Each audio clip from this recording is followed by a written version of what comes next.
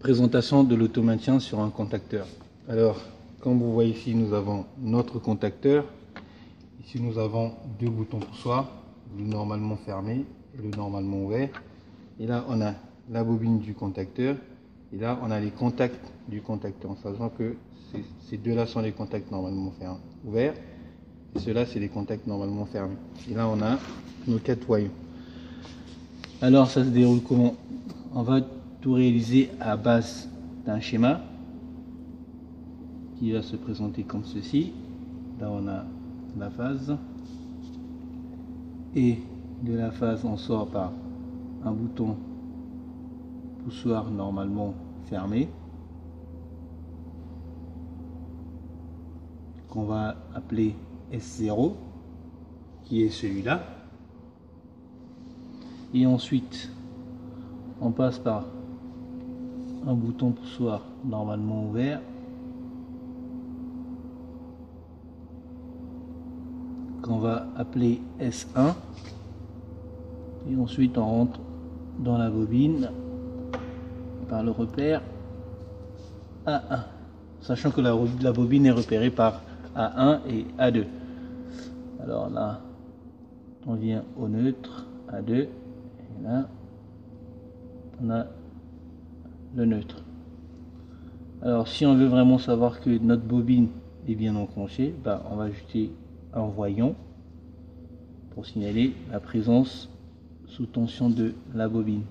Alors par là, on va passer par un contact. Donc cette bobine, sachant que cette bobine, c'est un contacteur auxiliaire, on va l'appeler KA. On va l'appeler KA tout court. Et là, on va prendre un contact normalement ouvert du contacteur auxiliaire pour réaliser, pour faire notre voyant. Donc là, on va prendre le contact normalement ouvert. Et on passe par le voyant qu'on va appeler H1. Et là, on va en neutre. Et puis, en plus ce contact, on va l'appeler K1.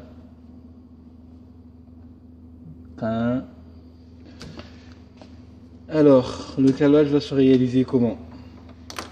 Tout d'abord, on a notre transformateur qui fait du 230 24 volts, en sachant que notre contacteur supporte du 24 volts.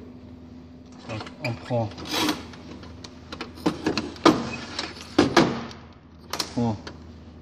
le neutre du transformateur que je viens mettre là. Ensuite, la phase du transformateur que je viens mettre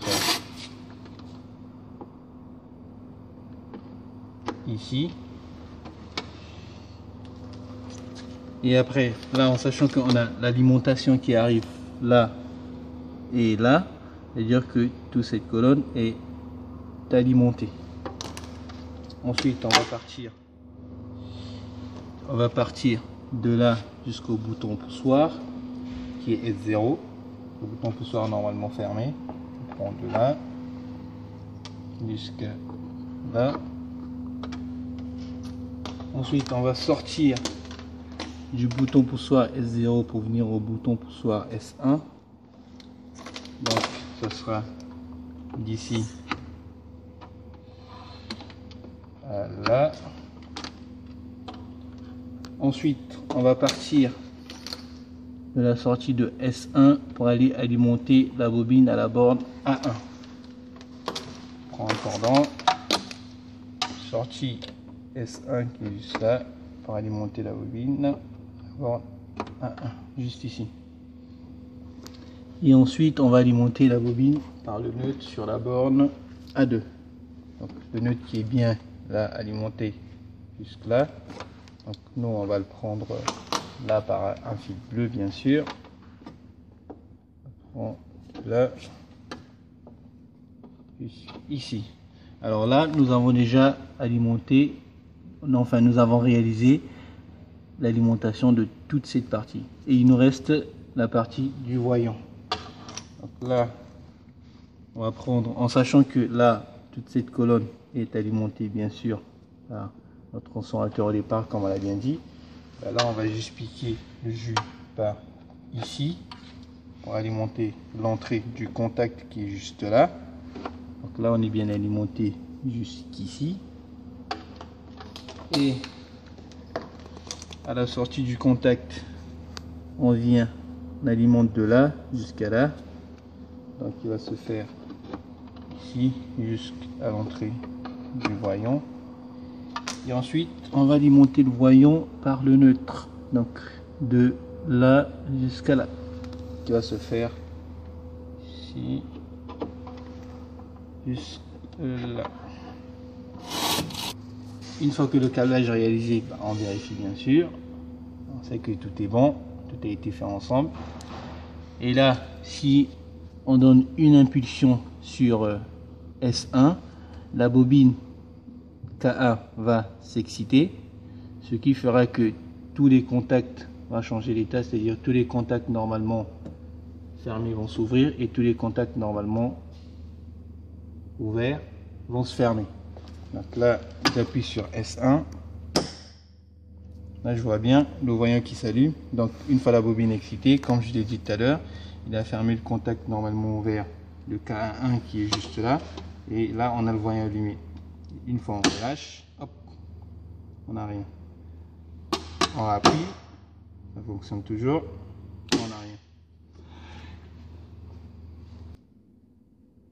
Alors, à notre réalisation, on constate que lorsqu'on appuie, le circuit est bien en marche, mais on doit rester appuyé afin que il reste en marche. Alors, imaginez si on travaille sur une machine qui ne nécessite pas un opérateur, rester pointer le doigt là-dessus. À cela, on va réaliser ce qu'on appelle un automaintien. Alors, l'automaintien, il va se faire comme ceci. On va le faire à partir du bouton poussoir S1. Donc on va prendre un contact normalement ouvert de la bobine K1. Comme ça, lorsque la bobine est excitée, une fois que les contacts changent d'état, le contact normalement ouvert va se fermer, ce qui fera que le courant va passer par le contact. Donc il sera comme ceci, un contact normalement ouvert, et on va l'appeler K2, en sachant qu'on a déjà K1 qui est là. Donc, comme je l'ai dit tout à l'heure, une fois appuyé sur S1, la bobine K sera excitée ou alimentée et fermera les contacts normalement ouverts. Et du coup, ce qui fera que le courant passe par ici et passe par là.